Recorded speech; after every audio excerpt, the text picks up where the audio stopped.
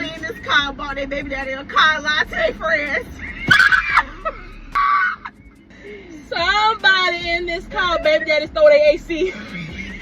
Yo.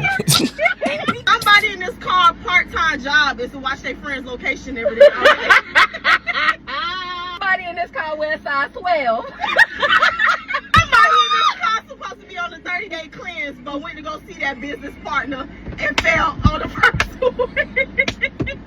Somebody in this car got a Chinese baby. What? Somebody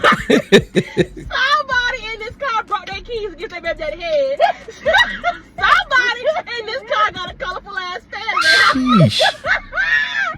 Somebody in this car can't fry chicken hard the first time.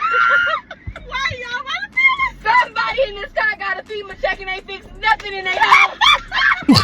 Yo. So, like I said, it gets worse, y'all. You got people that are really telling secrets that they shouldn't, or either not even just secrets. They kind of like jabbing people. They're kind of undercutting people in a sense, like they like stuff that they've been wanting to say for a long time, and this is like the time to say it.